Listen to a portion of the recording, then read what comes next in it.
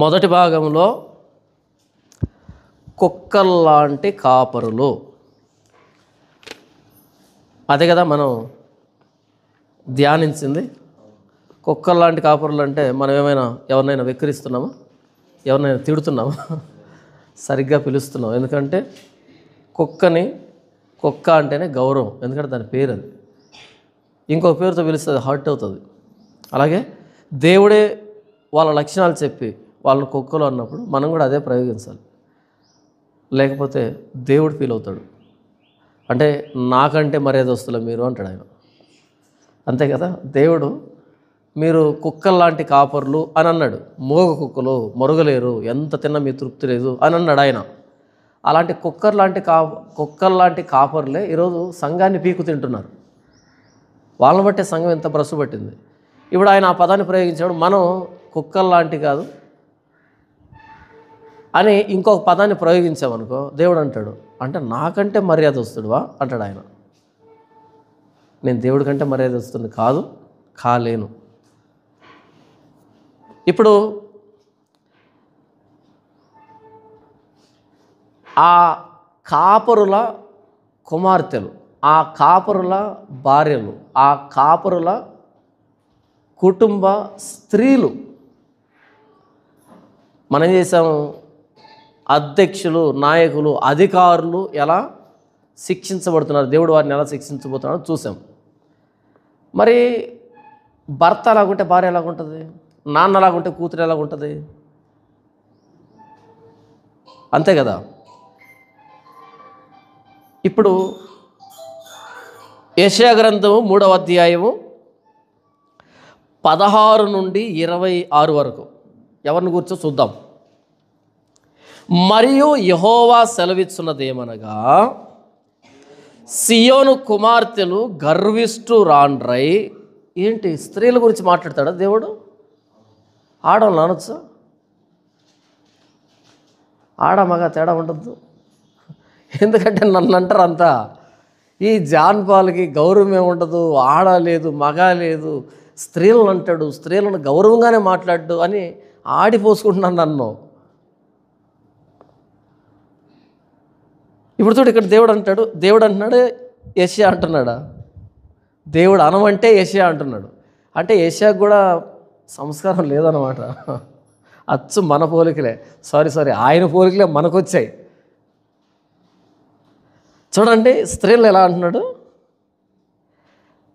మరియు యెహోవా సెలవిచ్చున్నదేమనగా, ఇది చెప్పింది యెహోవా అంట, ఈ ప్రసంగం చేయమని చెప్పింది యెహోవా అంట, యెషయా కాదంట. యెహోవా సెలవిచ్చున్నదేమనగా, సియోను కుమార్తెలు గర్విష్ఠురాండ్రై మెడచాచి నడుచుచు, ఓరచూపులు చూచుచు, కులుకుతో నడుచుచు, తమ కాళ్ళ గజ్జెలను మ్రోగించుచున్నారు. ఓరే నాయన, ఏంటి ఇలా వర్ణిస్తున్నాడు? నేనేమన్నానంటే, నా ముందు ప్రసంగాల్లో ఆరాధన చేసే పెదవులకి లిప్స్టిక్ ఎందుకు అన్నా. వాళ్ళు ఆరాధన చేస్తారు కదా, మీరు లిప్స్టిక్ ఎందుకు కొట్టుకుంటున్నారంటే, ఒరే నువ్వు అసలు పాస్టమేనా? ఒక పాస్టర్ అయింది ఆవిడ పెదాలు చూస్తావా, ఇంకేం చూడాలి? ఆవిడ మాస్క్ పెట్టుకుంటే నాకు కనపడదు, మాస్క్ పెట్టుకునే దానికి లిప్స్టిక్ ఎందుకు కదా. ఆవిడ పెదాల గురించి మాట్లాడాడండి, కనపడ్డాయి మాట్లాడాను. అబ్బా, దాచిపెట్టుకుని నేను ఎందుకు మాట్లాడతాను? ఇంటి దగ్గర ఉంటే నేను ఎందుకు మాట్లాడతాను? కెమెరా వెనకాల దాక్కుంటే నేను ఎందుకు మాట్లాడతాను? కెమెరా ఎదురుగా వచ్చావు, అవి కనపడి సచ్చాయి, కనబడమని మరలా. మొన్న ఒక చోటుకి వెళ్తే పెద్ద షోరూమ్ అది, అక్కడ లేడీస్ సంబంధించిన పర్ఫ్యూమ్స్, లిప్స్టిక్లు అమ్ముతున్నారు అనమాట. ఎంత లిప్స్టిక్ అంటే 10,000 అంట. లిప్స్టిక్ అంటే ఎంత అనుకున్నారు? మనం చూస్తుంటాం కదా స్క్రీన్లో, వాళ్ళు వేసుకుంటారే, ఏదో ఎర్రగా పూసుకున్నారు అనుకుంటాం, అది 10,000 అంట. 10,000 అది స్టార్టింగ్ అంట, ఆ పైన ఇంకా ఉంటాయంట.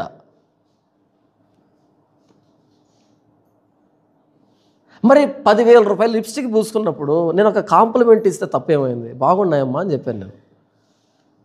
బాగున్నాయి తల్లి. ఎందుకని 10,000 రూపాయలు పెట్టింది దేనికి? ఇప్పుడు నేను డ్రెస్ వేసుకున్నాను, మీరు కనీసం నా డ్రెస్సును పట్టించుకోకుండా వెళ్తున్నారు అనుకో, ఏం ప్రయోజనం ఉంటుంది? అన్న బాగుంది నా డ్రెస్ అంటే, బాగుంది అని అనుకుంటా, ఎందుకు కొన్నాను. మరి మనం వేసుకున్న డ్రెస్ని ఎవరైనా పొగిడినప్పుడు సంతోషం అనిపిస్తుంది. అలాగే 10,000 రూపాయలు పెట్టి లిప్స్టిక్ కొట్టుకున్నప్పుడు చాలా బాగుంది, ఎర్రగా ఉంది. అసలు కాంప్లిమెంట్ లాగా తీసుకోకుండా మమ్మల్ని అన్నాడని కేసు పెడితే ఎట్ట చెప్పు?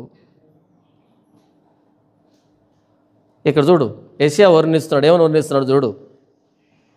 సియోను కుమార్తెలు గర్విష్ఠురాండ్రై మెడచాచి నడుచుచు. వాళ్ళు ఎలా నడిస్తే ఆయనకి ఎందుకు? మెడచాచి అంటే ఏంటి తెలుసా?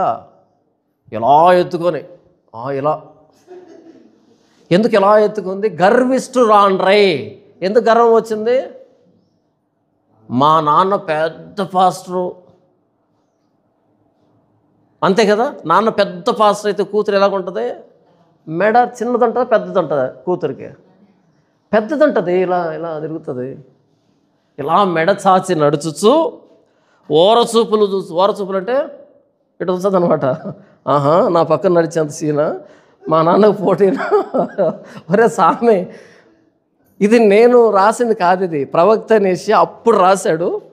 నాకు ఇప్పుడు అర్థమవుతుంది. చూడండి, గర్విష్ఠురాండ్రై మెడచాచి నడుచుచు అంటే నెత్తి మీద కళ్ళు వచ్చాయని అర్థం. మెడచాచి అంటే నెత్తి మీదకి ఎక్కే కళ్ళు అని అర్థం. తర్వాత ఓరచూపులు చూస్తూ. ఓరచూపులు అంటే ఏంటి? నా పక్కన కూర్చునేంత సీనా నీకు? ఈ సరౌండింగ్ ఒక చుట్టూ ఒక వెలుగు ఉంటుంది, దాన్ని ఆరా అంటారు ఇంగ్లీష్లో. చుట్టూ ఒక ఆరా ఉంటుంది అనమాట.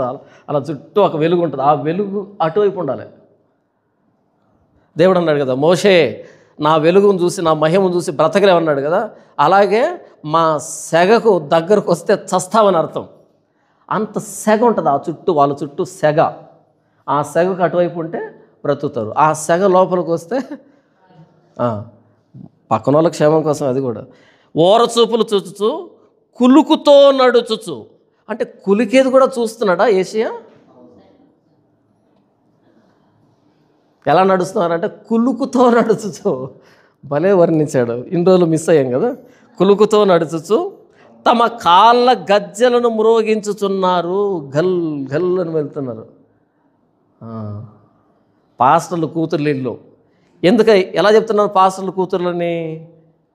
14వ వచనం, యెహోవా తన జనుల పెద్దలను వారి అధిపతులను విమర్శింపవచ్చుచున్నాడు కదా. జనుల పెద్దలు ఎవరు? కాపర్లే, ప్రవక్తులు, యాజకులు, నాయకులు, వీళ్ళంతా పెద్దలు. పెద్ద పెద్ద పాస్టర్లు కూతురు మీరు చూడండి ఎంత దీనంగా ఉంటారో. అంతకుముందు ఈ పైట చెంగినే ఇలా వేసుకునేవాళ్ళు. పైట చెంగినే ఇలా వేసుకునేవాళ్ళు ముసుగంటే. ఇప్పుడు ఏం చేశారు తెలుసా? మంచి కాస్ట్లీ స్కార్ఫ్ ఉంటుంది, దాన్ని కట్టుకుంటున్నారు. ఎందుకు? ఇది వేసుకోవచ్చు కదా. ఇది ఇలా వేసుకుంటే దీని లుక్ పోతుంది కదా, దీని బ్యూటీ పోతుంది కదా. ఇప్పుడు దీనికి ఒక డిజైన్ ఉంటుంది, దీన్ని ఇలా తీస్తే అది పోతుంది. సో ఈ డిజైన్ ఇలాగే ఉండాలి, నెత్తి మీదకి ఒక స్కార్ఫ్ ఇలా కట్టుకోవాలి. ఇదే ముసుగేసుకోవడం రా సామె. ఏమైపోయిందంటే ఈరోజు పాస్టర్లు, వారి కూతుర్లు, వారి భార్యలు, వారి బంధువులు, వాళ్ళని చూడండి ఒకసారి. వాళ్ళ అవతారము, వాళ్ళు చేసే పద్ధతులు చూడండి. అమ్మగారు కట్టే పట్టు చీర ఎంతో అడిగి కనుక్కోండి మీరు ఒకసారి. పట్టు చీర కదా అమ్మగారు కట్టేది? ముతక చీర కడుతుందా, పట్టు చీర కడుతుందా? పట్టు చీర కడుతుంది. ఎందుకమ్మా అంటే మనం దేవుని పిల్లలము, దేవుడు రాజు, మనం రాజుగారి పిల్లలము. మరి మిగతా వాళ్ళు కడితే ఒప్పుకోదు. మిగతా వాళ్ళు కడితే ఒప్పుకోదు, ఆవిడే కట్టాలి. అలా కాదన్నా ఆవిడ తెల్ల చీర కట్టుకుంది, పట్టు చీర కాదు అంటారేమో. ఒకసారి ఆ తెల్ల చీర కాస్ట్ ఎంత కనుక్కోండి. తెల్లగా ఉందని ఏదో 60 రూపాయలు అనుకుంటారు, కాదు, అందులో రకాలు ఉంటాయి. ఇది సియోను కుమార్తెలు ప్రవర్తిస్తున్న విధానం. సియోను కుమార్తెలు గర్విష్ఠురాండ. ఎంత గర్వం అసలు! ఆవిడ్ని అమ్మగారు అని పిలవాలంట. ఏమని పిలవాలంట? అమ్మగారు అని పిలవాలంట. ఎవరు పిలవాలి? ఈవిడికి 30 సంవత్సరాలు అనుకో. 60 ఏళ్ళోడు ఏమని పిలవాలి ఆవిడ్ని? ఈవిడికి 30 సంవత్సరాలు. 60 ఏళ్ళ ముసలాయన ఏమని పిలవాలి? ఏమ్మా అంటే పలుకుతుందా? అమ్మగారు అంటేనే పలుకుతుంది. ఈవిడ ఆత్మీయ తల్లి అంట. ఎవరు ఈవిడ? ఆత్మీయ తల్లి. ఎవరికి? 60 ఏళ్ళోడు కూడా. వాడికి 60 ఏండ్లోడు కూడా ఈవిడ తల్లి, ఆత్మీయ తల్లి. వీడు ఆత్మీయ తండ్రి, ఈమె ఆత్మీయ తల్లి. చూడు, కానీ ఆత్మీయ బిడ్డలు కష్టంలో ఉంటే రూపాయి డబ్బు ఇవ్వరు. ఆత్మీయ బిడ్డలు, ఆత్మీయ కొడుకులు, ఆత్మీయ కూతుర్లు ఆకలితో ఉన్నప్పుడు ఒక ముద్ద భోజనం పెట్టరు. ఎక్కడ న్యాయం ఇది? ఎంత గర్వం అంటే యూట్యూబ్లో కనబడుతున్న వాళ్ళని చూడండి, వాళ్ళ గర్వపు చేష్టలు, వాళ్ళ కథలు, వాళ్ళ డ్రస్సులు, వాళ్ళ యెషయానే మాట్లాడాడు. కులుకు అంటే కులుకేది ఎక్కడ కులుకుతారు చెప్పండి? కులుకు అనేది ఎక్కడ కనపడుతుంది మీకు? నడుము దగ్గర కనపడుతుంది కులుకు అంటే కదా. కులుకు అంటే తలననం మనం, కులుకు అంటే నడుము దగ్గర ఊగేదాన్నే కులుకు అంటాం.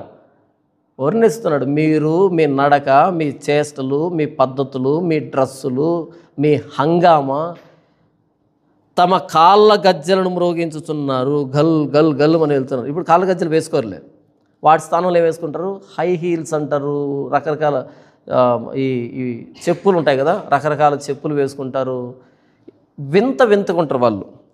17 వచనం, కాబట్టి ప్రభు సియోను కుమార్తెల నడినెత్తి బోడి చేయును. కాబట్టి ప్రభు ఏం చేస్తాడంట? ఒరే నాయన, బైబిల్ ఇలా రాశారా? యెషయా ఇలా మాట్లాడా? మరి యెషయా ఇలా మాట్లాడుతున్నప్పుడు ఆ విన్న వాళ్ళు ఏం చేశారో తెలియదు.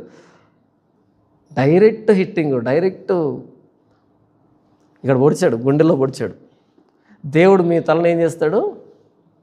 ఇప్పుడు ఏమంటున్నారు? దేవుడు మనల్ని అభిషేకించాడు. అభిషేకం కాదు, గొరుగుతాడంట, గుండు గొరుగుతాడంట. కాబట్టి ప్రభువు సియోను కుమార్తెలను నడినెత్తి బోడి చేయను, గుండు చేస్తాడంట.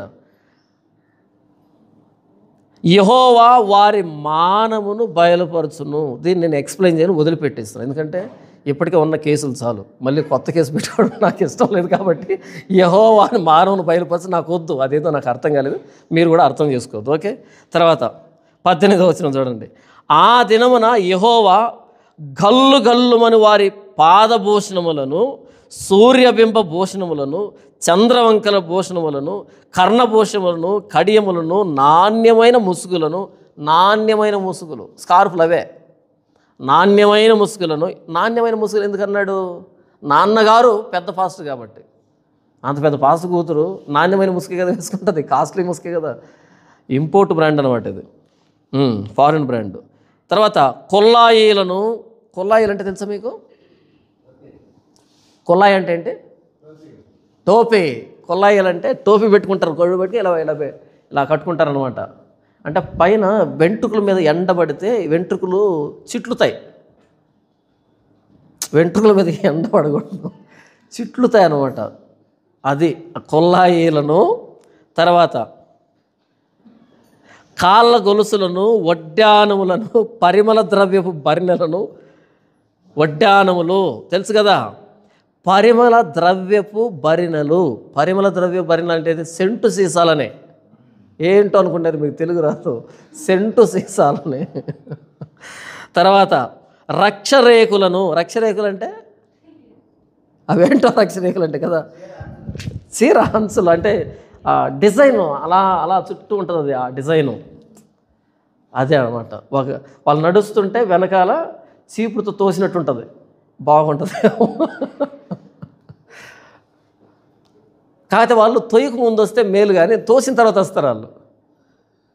అలా రక్షరేకులను, ఉంగరములను, ముక్కు కమ్ములను, ముక్కు పొడకలు, ఉంగరం.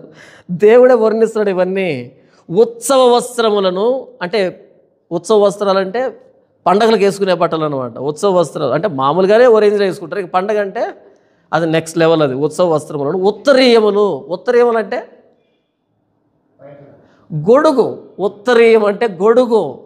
ఎండకు చర్మం కందిపోతుంది, మేకప్ కారిపోతుంది. ఇప్పుడు మేకప్ వేసుకోంటారు, ఎండకేమవుతుంది, ఇక్కడ తలలో చెమట పెడుతుంది, అలా కారి ఇలా వచ్చిందనుకో, ఎలాగైతే వర్షపు నీళ్ళు వెళ్ళినప్పుడు కాలు ఏర్పడుతుందో, ఈ పక్క గట్టు ఆ పక్క గట్టు మధ్యలో కాలు వెళ్తుంటుంది కదా, అలా ఈ మేకప్ అనేది చీలిపోయి ఆ సందుల్లోంచి నీళ్ళు పోతాయి. చూడండి మీరు ఎప్పుడైనా, మన క్రిస్టియన్స్ మ్యారేజ్ జరుగుతుంది కదా, క్రిస్టియన్స్ మ్యారేజ్ అప్పుడు అమ్మా పెళ్లి కూతురుని తీసుకునండి, పెళ్లి కూతురుని తీసుకుని అంటాడు ఈయన. ఆవిడ వచ్చి సావదు. ఎందుకని? బైబిల్ చదువుతుంది అనుకుంటున్నారా? కాదు. సరే పెళ్లి కూతురు చెలపో పాట పాడదామంటాడు, పాట పాడతాడు. మళ్ళీ పెళ్లి కూతురు మొత్తానికి వస్తుంది. పెళ్లి కూతురు ఎలా వస్తుంది? ఇంచు మందాన్ని వేసి, ఇంచ్ అంటే తెలుసు కదా, 2.5 సెంటీమీటర్లు అనమాట, ఇంచు మందాన్ని వేసి తీసుకొని వస్తుంది. తీసుకొని వచ్చి ఆవిడ కూర్చున్న ముహూర్తాన టపిమని కరెంటు పోతుంది. అంతే, కూర్చుంటుంది, కరెంటు పోతుంది, ఫ్యాన్లు ఆగిపోతాయి అంతే. ఒక 10 నిమిషాలకి వేడి, ఎందుకంటే మొత్తం బ్లాక్ చేస్తున్నారు కదా ఈ ముఖాన్ని అంతటిని ఆ క్రీములతోటి. వేడి పుట్టి చెమట ఇక్కడ ప్రారంభమై ఇలా కారుతుంది. కారేటప్పుడు ఆ మొత్తం మేకప్ని తీసుకుని వెళ్ళి ఆ మధ్యలో చాలా ఉంటుంది. ఏం కర్మ ఇది? నిజంగా చాలా బాధాకరమైన విషయం అది. ఉత్సవ వస్త్రములను, ఉత్తరీయములను, ఆ మేకప్ పోకుండా ఉత్తరీయములు అంటే గొడుగులు పట్టుకొని కమిలి పోకుండా ఉండేదానికి. తర్వాత పైటలను, తర్వాత సంచులు అంటే గోనె పట్టలు కాదు, హ్యాండ్ బ్యాగులు, క్రోకడైల్ స్కిన్తో చేసినటువంటి హ్యాండ్ బ్యాగులు. అది మొసలి చర్మంతో చేసిన హ్యాండ్ బ్యాగులు, ఒక్కొక్కటి ₹1,00,000 స్టార్టింగ్ ఉంటుంది. మనమే ఉంటుంది, ఒక సంచి పట్టుకోకపోతే 10 కేజీలు ఈజీగా తెచ్చుకోవచ్చు కూరగాయలు. వాళ్ళు చిన్నది అది అంత ఉంటుంది, బ్యాగ్ వేసుకుంటారు. ఎంత అంటే ₹1,00,000. ఎందుకు ₹1,00,000 అంటే ఇది మొసలి చర్మంతో చేసినటువంటి హ్యాండ్ బ్యాగ్. అది సంచులను అంత ఇప్పుడు చూసినట్టే ఉంది కదా, ఇదంతా ఇప్పుడు 2025లో చూసినట్టే ఉంది కదా. అప్పటి నుంచి మార్పు లేదన్నమాట, అప్పటి నుంచి ఇట్టే ఉందన్నమాట. సంచులను, తర్వాత చేతి అద్దములను. చేతి అద్దాలు దేనికి? ఎక్కడ మేకప్ మిస్ అయితే మరలా అలా అద్దుకోవడానికి. ఎక్కడ మేకప్ మిస్ అయితే ఈ సంచులు ఉన్నాయి, సంచుల నుంచి అలా బయటికి తీసి మరలా అద్దుకోవడానికి, మరలా ప్యాచ్లు వేసుకోవడానికి అద్దములను. నిజంగా నేను రాయలేదు దీన్ని, ఇక్కడ అలాగ ఉంది, రాయలేదు నేను, ఇలాగ ఉంది. అద్దము, చేతి అద్దములను, సన్నపు నారుతో చేసిన ముసుగులను. ఇవి ఇంకొక రకమైన ముసుగు, పైన ఒక ముసుగులు వచ్చాయి. నాణ్యమైన ముసుగులు అన్నాడు 1920లో, నాణ్యమైన ముసుగులు అన్నాడు.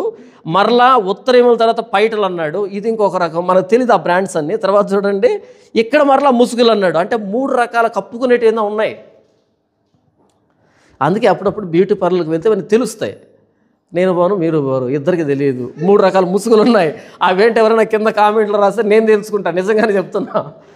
3 రకాల ముసుగులు. పైన ముసుగులు అన్నాడు, నాణ్యమైన ముసుగులు అన్నాడు. మరలా ఇక్కడ 22వ వచనంలో పైటలు అన్నాడు, అది కూడా ముసుగు లాంటిదే. తర్వాత ఏంటి 23లో కూడా ముసుగులు అన్నాడు, సన్నపు నారతో చేసిన ముసుగులు. ఆ పైన నాణ్యమైన ముసుగులు అన్నాడు, ఇక్కడ సన్నపు నారతో చేసిన ముసుగులు అన్నాడు, మధ్యలో పైటలు అన్నాడు. ఈ 3 ఏంటో మనకు తెలియలే. కర్చీఫ్లు కాదు, ముసుగు కాదు అది కర్చీఫ్ అనేది. చేతి అద్దం అన్నాడు, అప్పుడు చేతి రుమాలని కూడా రాయాలి. అయినా ఇన్ని ముసుగులు ఉంటే కర్చీఫ్ ఎందుకు? కానీ కర్చీఫ్ ఎందుకు వాళ్ళు వాడరంటే మేకప్ పోతుంది. ఇప్పుడు మనలాంటి వాళ్ళు కర్చీఫ్ ఎందుకు వాడతారు? చెమట పెట్టగానే ఇలా తుడుస్తాం.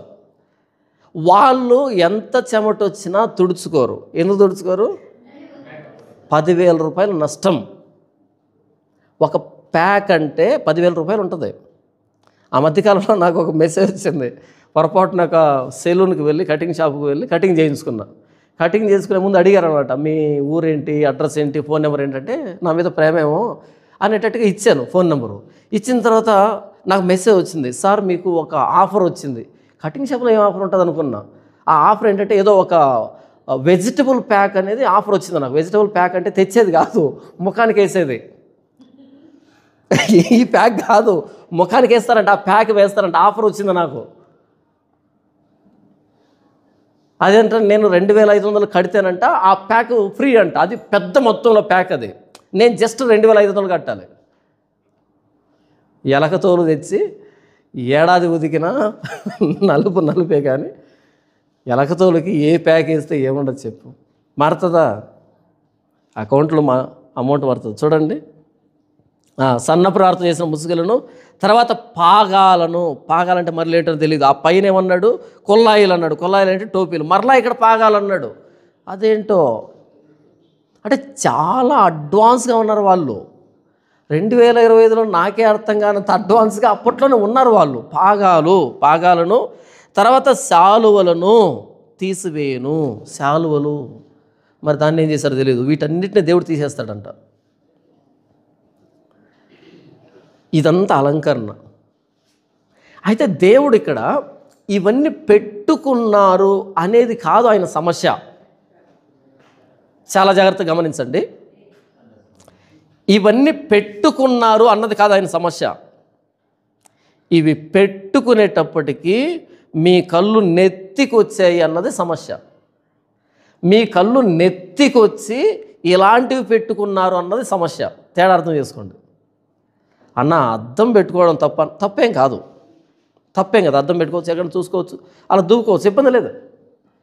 కానీ బిల్డప్కి పెట్టుకున్నాం అనుకో, నేను చాలా అందగత్తిని, నేను చాలా సుకుమారం పెరిగాను, ఈ టైప్లో పెట్టుకున్నాం అనుకో, అది గర్వం. ఆయన అంటున్నాడు చూడండి 16వ వచనంలో, మరియు యెహోవా సెలవిస్తున్నది ఏమనగా, సియోను కుమార్తెలు గర్విష్ఠురాండ్రై. గర్వాన్ని ఇలా తెలియజేస్తున్నారు వాళ్ళు. తలకి టోపీ పెట్టుకోవడం తప్పేం లేదు, పెట్టుకో, తలకి సంరక్షణ ఉంటుంది. దేవుడేమి అలా విరబోసుకొని తిరగండి అని చెప్పలే ఆయన. తలకు టోపీ పెట్టుకో, ఇబ్బంది లేదు. ఉత్తరీయం గొడుగు పట్టుకొని పోవాలన్నది ప్రభు, లక్షణం గొడుగు పట్టుకొని పోయి ఇబ్బంది ఏంటి? నీ చర్మాన్ని కాపాడుకున్నావు, తప్పేమీ లేదు. కానీ నీ సుకుమారత్వాన్ని కనబరుచుకోవడానికి నువ్వు బిల్డప్ ఇస్తావే, అది తప్పు. నీ సుకుమారత్వాన్ని, నేను చాలా పెద్ద కుటుంబంలో పుట్టాను, నేను చాలా పెద్ద కారులో తిరుగుతాను, మా నాన్న చాలా పెద్ద ఫాస్టరు, అది కనబరచడానికి నువ్వు ఇచ్చే బిల్డప్ ఉంటుంది, దాన్ని పాపం అంటాం. అది గర్వం. నీకు ఉంది, పెట్టుకున్నావు, తప్పులేదు. ఇంకొకరు లేదు, పెట్టుకోలేదు, తప్పులేదు. కానీ నాకు ఉంది అని కనబరచడానికి చేసే చేష్టలు ఉంటాయి, అది తప్పు. మెడచాచి నడుచుచు ఎందుకు అంత తలెత్తుకొని నడుస్తున్నావు? ఆడపిల్లవు కదా, కొంచెం అనుకోగలిగి నడవాలి కదా, ఎందుకంత మెడచాచి నడవడం? ఓరచూపులు చూస్తావు, ఎందుకని అంత గర్వంగా ఎందుకు చూస్తున్నావు పక్కన వాళ్ళని? ఎంత గర్వమా? నిజంగా అనిపిస్తుంది వీళ్ళని. ఎంత గర్వం అంటే కేవలం ధన మదం, డబ్బు ఎక్కువై, మదం ఎక్కువై కొట్టుకొని వస్తున్నారు అంతే. డబ్బు ఎక్కువైంది, అది వచ్చిన సమస్య.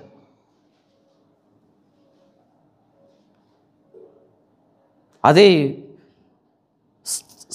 ఏమంటారు, స్త్రీలు అని లేకుండా, అమ్మాయి అని లేకుండా, ఒక స్త్రీ అని లేకుండా, స్త్రీ అయితే ఎక్కడ ఉండాలి? నువ్వు స్త్రీ అయితే ఎక్కడ ఉండాలి? ఇప్పుడు ఇంట్లో ఉంటే ఇంట్లోకి వచ్చి మాట్లాడితే తప్పు. నువ్వేమో ఇన్ని దరిద్రాలు చేస్తూ సోషల్ మీడియాలో తిరుగుతుంటే అనొద్దా? ఇక్కడ ఎందుకు అంటున్నాడు ఏషియా? నేను కాదు, మొట్టమొదటి ప్రసంగాన్ని ఎత్తుకుని ఆయన ఇంకా దరిద్రమైన మాట మాట్లాడాడు చూడండి. 17వ వచనం 2వ భాగంలో ఇంకా దారుణం. అది వర్ణిస్తే ఇక ఉరి పెట్టుకొని రావడమే. అది వర్ణించడం పక్కన పెట్టేశాను నేను. అది ఎలాంటి వాళ్ళ గురించి మాట్లాడాడు? గర్వంగా ప్రవర్తిస్తున్నటువంటి ఈ పాస్టర్లు కూతుర్ని, భార్యల్ని, ఈ మేము పెద్ద పెద్ద వాళ్ళమైన బిల్డప్ ఇస్తున్నాను కదా, వాళ్ళని గురించి మాట్లాడిన మాట అది. మామూలుగా మర్యాదగా చర్చకొచ్చి కూర్చొని వాక్యం వినిపోతున్నారే, వాళ్ళని గురించి మాట్లాడిన మాట కాదు అది. అంత దారుణంగా మాట్లాడాడు ఆయన. ఎందుకు మాట్లాడాడు? దేవుని సంఘానికి వచ్చినప్పుడు, దేవుని సంఘంలో ఉన్నప్పుడు నువ్వు ఎలా ప్రవర్తించాలి? సరే, మోడెస్టీగా ఉండడానికి, డిగ్నిటీగా ఉండడానికి ఒక మంచి బట్టలు వేసుకున్నావు అంటే మంచిది. దాన్ని బట్టి పక్కన వాళ్ళని ఓరచూపులు చూసేటట్టుగా, మెడచాచి నడిచేటట్టుగా, కులుకుతూ నడిచేటట్టుగా ఎందుకని అంత ఆ లగ్జరీని, ఆ లావిష్నెస్ని పక్కన వాళ్ళకు తెలిసేటట్టుగా చేస్తున్నావు?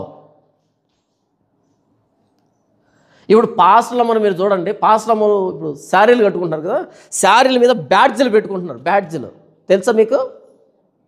శారీల మీద బ్యాడ్జీలు పెట్టుకుంటున్నారు. ఎందుకు బ్యాడ్జీలు పెట్టుకుంటున్నావు? ఇక్కడ మామూలుగా చీర మీద బ్యాడ్జీ పెట్టుకుని నేను ఎప్పుడు చూడలే, ఇప్పుడు చూస్తున్నా. అది కూడా పాస్టర్ల భార్యలు. ఎమ్మెల్యే భార్య కూడా బ్యాడ్జీ పెట్టుకోవడం నేను ఎప్పుడు చూడలే. ఎమ్మెల్యే భార్యో, ఎంపీ భార్యో, ముఖ్యమంత్రి భార్యో, ప్రధానమంత్రి భార్యో బ్యాడ్జీ పెట్టుకోవడం నేను ఇప్పటి వరకు చూడలే. పాస్టర్ల భార్యలు బ్యాడ్జీలు పెట్టుకుంటున్నారు ఇక్కడ. అంటే అర్థం ఏంటి? మాది రాజు కుటుంబం, మాది రాయల్ ఫ్యామిలీ, చాలా లగ్జరీ, మాది చాలా లావిష్గా ఉంటాం, మేము చాలా సంపన్నులు మేము అనే దానికి గుర్తుగా పెట్టుకుంటున్నారు. అంత గర్వమా? అంత గర్వమా? అమ్మగారు ఎందుకు అయ్యావు నువ్వు? ఆయన అయ్యేందుకు అయ్యాడు, నువ్వు అమ్మ ఎందుకు అయ్యావు? అయ్యగారు ఆడు ఎంత ఉంటాడు, ఆయన కూడా అయ్యగారే. ఈవెన్ అమ్మగారు. ఇంకొన్ని చర్చలు ఏమని పిలుస్తారు? డాడీ అని పిలుస్తారు. ఈవెన్ని మమ్మీ అని పిలుస్తారు. ఏంటంత గర్వం? ఏంటంత అజమాయిషి? ఎవరికి డాడీ మీరు, ఎవరికి మమ్మీ మీరు? కాబట్టి సియోను కుమార్తెలను నడినెత్తి బోడి చేయును, యెహోవా వారి మానవును బయలుపరచును. ఆ దినమున యెహోవా గల్లు గల్లుమని వారి పాదభూషణములను, సూర్యబింబ భూషణములను, చంద్రవంకలను భూషణములను, కర్ణభూషణములను, కడియములను, నాణ్యమైన ముసుగులను, కొల్లాయిలను, కాళ్ళ గొలుసులను, వడ్డానములను, పరిమళ ద్రవ్యపు భరిణలను, రక్షరేకులను, ఉంగరములను, ముక్కు కమ్ములను, ఉత్సవ వస్త్రములను, ఉత్తరీయములను, పైటలను, సంచులను, చేతి అద్దములను, సన్నపనారుతో చేసిన ముసుగులను, పాగాలను, శాలువలను తీసివేయును. ఎందుకంటే గర్వం, నాశనానికి ముందు గర్వం నడుస్తుంది. నాశనానికి ముందు గర్వం నడుస్తుంది.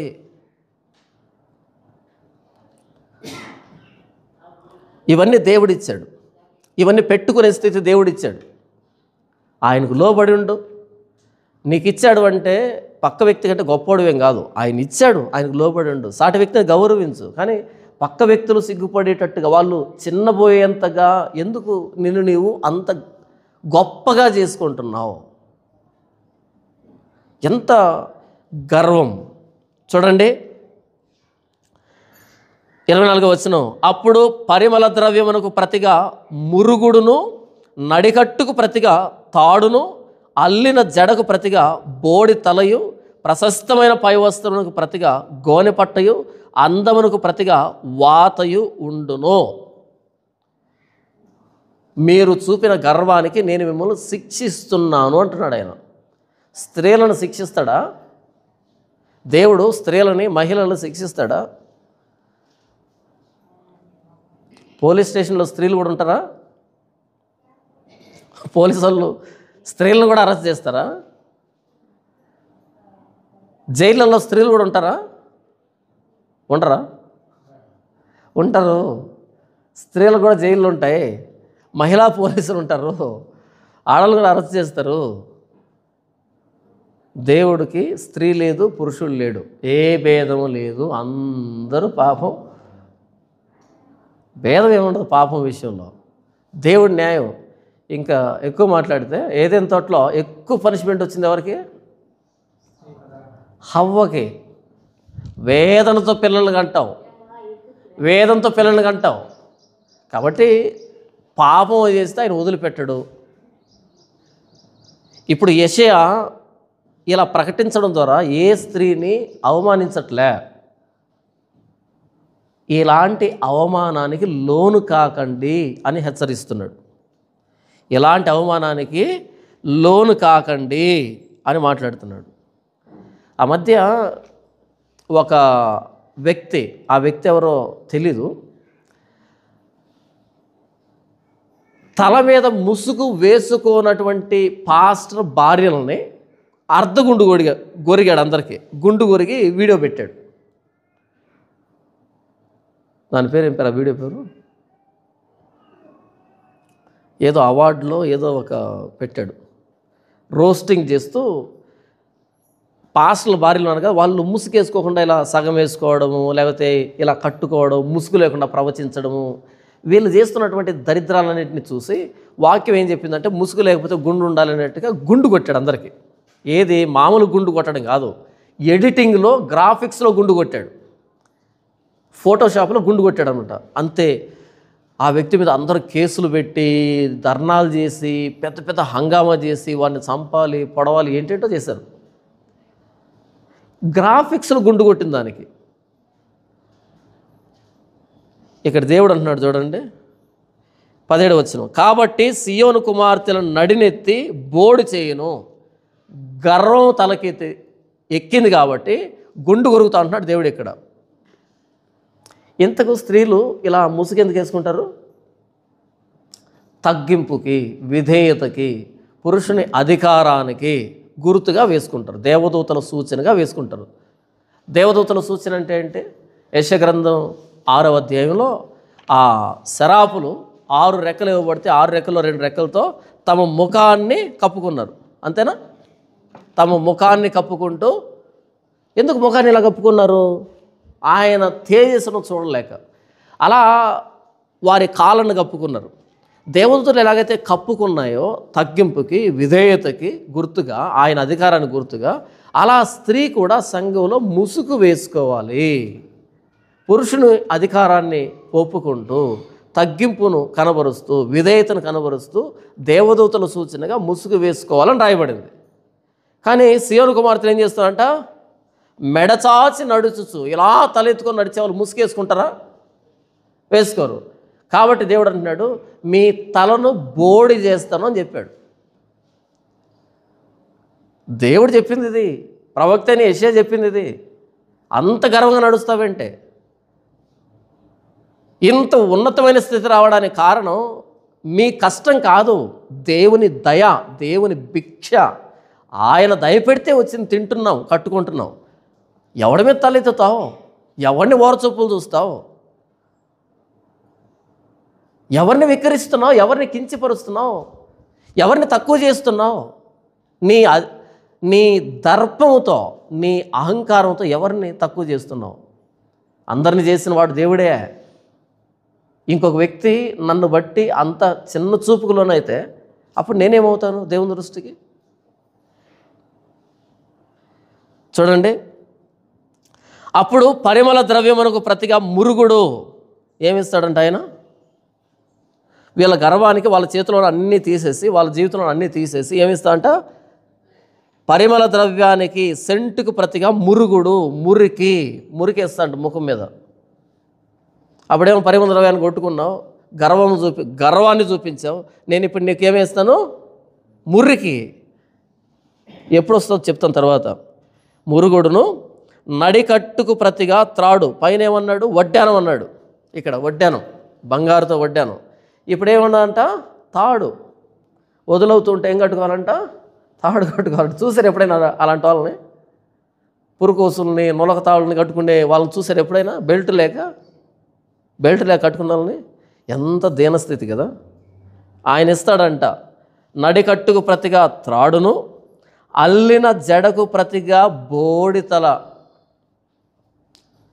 అల్లిన జడకు ప్రతిగా, అప్పుడు ఎంత బాగా అల్లుకున్నారో, ఇప్పుడు బోడితల, బోడి పోయిన తల, ఇప్పుడు అల్లాల్సిన అక్కర్లేదు. తర్వాత ప్రశస్తమైన పై వస్త్రమునకు ప్రతిగా గోనె పట్ట. అప్పుడు ఎంత కాస్ట్లీ కట్టుకుంటే ఇప్పుడు గోనె పట్టలు కట్టుకునే పరిస్థితి వచ్చింది. తర్వాత అందమునకు ప్రతిగా వాత. అప్పుడేంటి? ముఖం మీద బెత్తడెత్తు మేకప్ ఉండే, ఇప్పుడు 5 ఏళ్ళు అచ్చర్లు ఉన్నాయి ఇలా. వాత, అది వాత అంటే. అప్పుడు మేకప్తో సుకుమారంగా ఉన్న ముఖం మీద ఇప్పుడు ఏముందంట? 5 ఏళ్ళు అచ్చరు ఉన్నాయంట. ఆ మధ్యలో ఉంగరం కూడా ఉంటుంది నాకు తెలిసి. కొట్టారు. ఎవరు కొట్టారు? ఇంతకీ ఎవరు కొట్టారో చూద్దాం. 25వ వచనం. ఖడ్గము చేత మనుషులు కూలుదురు, యుద్ధమునని బలాఢ్యులు పడుదురు. అది విషయం. యుద్ధం వస్తుంది, శత్రువు వస్తాడు. శత్రువు చేంజ్ చేస్తాడు, అందరు పట్టుకుంటాడు, అందరికీ మొత్తం గుండ్లు గురిగా ప్రోగ్రాం కడతాడు. అక్కడ తీసుకుని వెళ్ళేటప్పుడు ఆ ముందు ఫస్ట్ ప్రోగ్రాం ఏంటి? మొత్తం అందరి గుండ్లు కొరగనరా అంటే మానసికంగా చావాలి వీళ్ళు. యోధా కుమార్తెలు, అందగత్తెలు అనే ఆ కాన్ఫిడెన్స్ పోవాలి వీళ్ళకి. గొరగండి అందరికీ. విదిలించుకున్నారా? పడేలు పడుతుంది ముఖం మీద. ఇంకేం చేస్తుంది? ఈ పక్క కూడా పడుతుందని కొట్టునైనా గుండు కొడితే కొట్టాను అంతే. ఓవర్ యాక్షన్ చేసావా, చెయ్యి వదిలో, చెయ్యి అందనుకో, అంతే పడిపోతుంది. వాళ్ళేమి గౌరవించరు. వాళ్ళేమి తోటి యూదులు కాదు, పేదవాళ్ళు కాదు, ఇష్టం వచ్చినట్టు బిహేవ్ చేయడానికి. యుద్ధం వచ్చింది, యుద్ధ వాతావరణం వచ్చింది. ఖడ్గమున మనుషులు కూలుదురు, యుద్ధమునని బలాఢ్యులు పడుదురు. మొత్తం సైన్యం అంతా కూలిపోయింది. దొరికారు మనోళ్ళంతా. ఈ మెడచాచి ఓరచూపులు చూస్తూ కులుకుతూ నడుస్తున్నటువంటి సీయోను కుమార్తెలు అందరూ దొరికారు. విలాపవాక్యంలో ఉంటుంది, రేప్ చేశారని ఉంటుంది, అత్యాచారం చేశారని ఉంటుంది. ఎంత దారుణం! అదే ఆయన నా పైన అన్నాడు చూసావా, వారి మానమును బయలుపడుతున్నాడే. ఒకసారి చదివి వినిపించను. విలాపవాక్యములు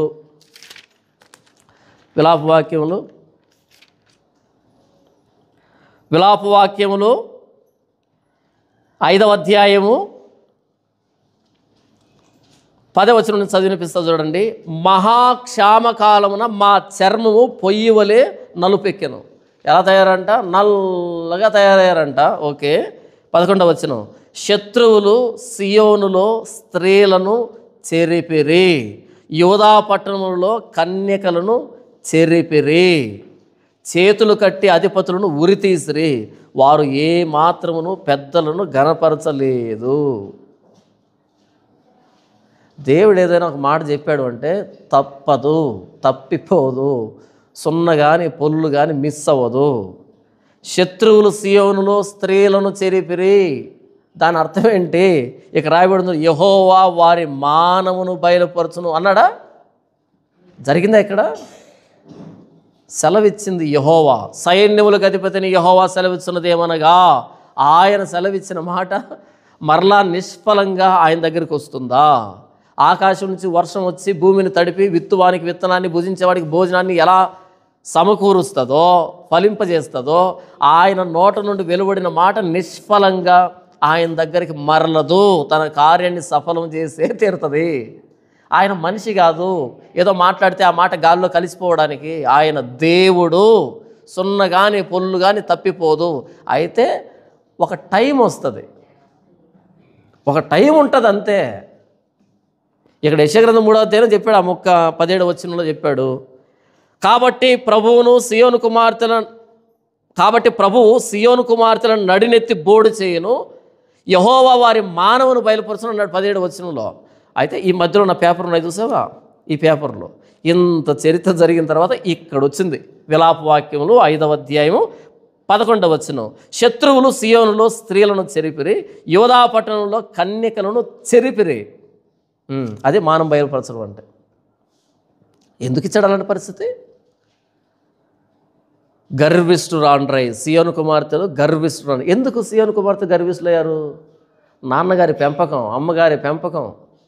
ఎక్కువ డబ్బు ఉంది, కూతురుకు ఒక కారు, కొడుకు ఒక కారు. ఏంది, ఎవరి డబ్బు ఇది? తమాషానా ఇది?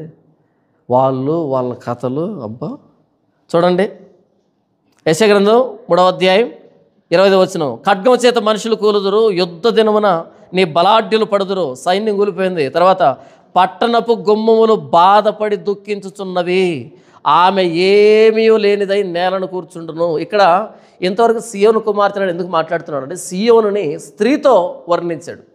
ఆమె ఏమీ లేనిదై నేలను కూర్చుండును. ఆమె అంటే యెరూషలేం, ఇజ్రాయేల్ జాతి, యోధా జాతి. అంటే జాతిని స్త్రీతో పోలుస్తూ ఆ స్త్రీలని వర్ణిస్తూ దేశాన్ని వర్ణిస్తున్నాడు. దేశం అంటే మట్టి కాదోయ్, దేశం అంటే మనుషులోయ్ అని. ఇప్పుడు సియోను కుమార్తెలు ఇంత గర్వంగా ప్రవర్తిస్తున్నారంటే దేశం గర్వంగా ఉందని అర్థం. కాబట్టి ఆమె ఏమీ లేనిదై నేలను కూర్చుండును, కూర్చోబెట్టాడు. విలాపవాక్యములు 1వ అధ్యాయము 4 వచనాల్లో ఇలాగ వ్రాయబడింది, జనభరితమైన పట్టణము ఎట్లు ఏకాకి అయి దుఃఖాక్రాంతమాయను. నేలను కూర్చోవడం అంటే ఇదే. నేలను కూర్చోవడం అంటే అన్నీ పోయాయి, ఉన్నటువన్నీ పోయాయి, ఇప్పుడు ఎక్కడ కూర్చుంది? నేల మీద. జనభరితమైన పట్టణము ఎట్లు ఏకాకి అయి దుఃఖాక్రాంతమాయను, అది విధవరాలి వంటిదాయను. విధవరాలంటే ఏమి ఉండవు, ఒంటి మీద ఏమి ఉండవు, తెల్ల చీర తప్ప. అది విషయం. విధవరాలి వంటిది అంటే ఏ ఆభరణం ఉండదు. విధవరాండ్రకి ఏదైనా ఇచ్చామనుకో, ఎదుగో ఈ హారం పెట్టుకుంటే నాకెందుకు, ఈ గాజులు పెట్టుకో నాకెందుకు, ఈ పూలు పెట్టుకో నాకెందుకు. ఎందుకని? వాటిని చూచి చాలా బాగుంది అనే పురుషుడు లేడు, స్వపురుషుడు పోయాడు. అంతే కదా? అంతకుముందు అవన్నీ పెట్టుకున్నప్పుడు చాలా అందంగా ఉన్నావు అని చెప్పేవాడు. ఇప్పుడు ఎవరో చూపించాలి. కాబట్టి నాకు వద్దు, దేవుడు తీసేసాడు అవి అదే కదా మనం అంటారు, బొట్టు గాజులు పూలు అన్నీ తీసేస్తారు కదా, ఇక పెట్టుకోవద్దు అంటే పూర్తిగాని కాదు, దాని గుర్తుగా వీటిని చూచి సంతోషపడేవాడు పోయాడు. అది వైధవ్యం అంటే. పాత రోజుల్లో అయితే వాళ్ళు రంగురంగుల బట్టలు కూడా కట్టుకునేవాళ్ళు కాదు, ఇక తెల్లదే. అయితే ఇప్పుడు కట్టుకుంటున్నారు, తప్పేం కాదు. అయితే గుర్తుకి నేను చెప్తున్నది, నేను ఎవరిని తప్పు పట్టట్లేదు. అది విధవరాలి వంటిదాయను, అన్యజనులలో ఘనతకెక్కినది, సంస్థానముల్లో రాజకుమార్తె అన్నది, ఎట్లు పన్ను చెల్లించున్నదైపోయెను. సంస్థానాల్లో పన్ను కట్టించుకుంది రాజకుమార్తె, సీయోను కుమార్తె రాజకుమార్తె, ఇప్పుడు ఎట్లు పన్ను చెల్లించున్నదైపోయెను. రాత్రి యందు అది బహుగా ఏడ్చుచున్నది, కన్నీరు దాని చెంపల మీద కారుచున్నది. అప్పుడు దాని చెంపల మీద మేకప్ ఉండే, ఇప్పుడు దాని చెంపల మీద కన్నీరు గారుచున్నది. దాని విటకాండ్రందరిలో దాన్ని ఓదార్చువాడొకడును లేకపోయాను. విటకాండ్ర అంటే సైన్యములకు అధిపతి అయిన యెహోవా దగ్గర నుంచి త్రోవ తప్పించిన దాని ప్రవక్తలు, దాని కాపరులు, దాని అధిపతులు, దేవుడి మీద నుంచి తన మనసును తిప్పుకునేటట్టు చేసిన ప్రతి దరిద్రపు కొట్టు సిద్ధాంతం, ప్రసంగం, దాని విటకాండ్రు దాన్ని ఓదార్చలేకపోతున్నారు. దాని చెలికాండ్రందరూ దాన్ని మోసపుచ్చరి, వారు దానికి శత్రువులైరి. యోధా బాధ నుండి దాసురాలై చెరలోనికి పోయి ఉన్నది, అన్ని జనుల్లో నివసించుచున్నది, విశ్రాంతి నందకయ్యపోయాను. దాని తరుము వారందరూ ఇరుకు చోట్ల దాన్ని కలుసుకుందరు. నియామక కూటములకు ఎవరినూ రారు గనుక సియోను మార్గమును ప్రలాపించుచున్నవి. పట్టణపు గుమ్మములన్నీ పాడైపోయాను, యాజకులు నిట్టూర్పు విడుచున్నారు. దాని కన్యకులు దుఃఖాక్రాంతులైరి, అదియు వ్యాకుల పరితురాలు ఆయను. దాని కన్యకులు దుఃఖాక్రాంతులైరి. అదే కదా మనం చూసుకున్నాం. అందమునకు ప్రతిగా వాతయు ఉండును, దాని కన్యకులు దుఃఖాక్రాంతులైరి అంటే కొట్టారు, కొడితే వాతలు పడ్డాయి, ఏడుస్తున్నారు, చెరిపేశారు. ఖడ్గం చేత మనుషులు కూలుదురు, అందులో వీళ్ళు కూడా కూలారు. పెద్ద చిన్న లేకుండా చంపేశారు వాళ్ళు, స్త్రీ పురుషులు లేకుండా చంపేశారు వాళ్ళు. దారుణం, క్రూరం జరిగింది. ఇదంతా ఎందుకు? ఇది యెషయా గ్రంథం, ఇంకా జరగలేదు. అక్కడేంటి విలాపవాక్యం జరిగిందని చెప్తున్నాడు. ఈ మధ్యలో చాలా చరిత్ర ఉంది, చాలా కాలం ఉంది. యెషయా ఇలా ప్రవచించినప్పుడు యెషయా మాట విన్నారా వాళ్ళు? వినలే, కేసు పెట్టారు. యెషయా ఇలా ప్రవచించినప్పుడు ఆయన మాట వినలే. ఆయన్ను తరిమి, రాజైన మనషే ఆయన్ను తరిమి, ఆయన ఒక మ్రాను లోపలికి ప్రవేశిస్తే త్వరలో మానులో దాక్కుంటే దానికి కర్రలడ్డ పెట్టి చుట్టూ తార్లతో కట్టి ఒక పెద్ద రంపాన్ని తెప్పించి ఆ వృక్షాన్ని 2 ముక్కలుగా నరికిస్తే ఆ లోపల యెషయా కూడా 2 ముక్కలుగా దిగిపోయాడు. మరి ఇలా మాట్లాడతాడా? మనషే భార్య నొచ్చుకోదా? ఇలా మాట్లాడితే మనషే భార్య నొచ్చుకోదా? మనషే కూతురు నొచ్చుకోదా? మనషే బంధువులు నొచ్చుకోరా? చూడు వాడు ఎలా మాట్లాడుతున్నాడో. మేము నడుస్తూ ఉంటే మా నడుము మీద కామెంట్ చేస్తున్నాడు. కులుకంటే అదే కదా మరి. మేము వేసుకున్న బట్టల మీద కామెంట్ చేశాడు. మరి బట్టలకు బొక్కలు ఉంటే కామెంట్ చేయరా? చెప్పు. బట్టలు వేసుకునేది కప్పుకోవడానికి, అది చూపించుకునేదానికి కాదు కదా. మరి బట్టలకి బొక్కలు ఉన్నాయని చెప్పాను. ఇదేమన్నా ఎండాకాలమా బొక్కలు బనీని వేసుకోవడానికి? ఏమన్నా మట్టి పనికి వెళ్తున్నారా? లేదు. ఏసీలో చల్లగా ఉండేదానికి పూర్తి కప్పుకోవచ్చు కదా. లోపల ఒక డ్రెస్సు, పైన ఒక డ్రెస్సు, పైన మరలా సన్న హోల్స్ డిజైను. అది ఎందుకు వేసుకోవాలి? లోపల కనపడాలి. వేసుకున్నారంటే వేసుకున్నారు, కానీ కనబడుతుందా? కనబడుతుంది.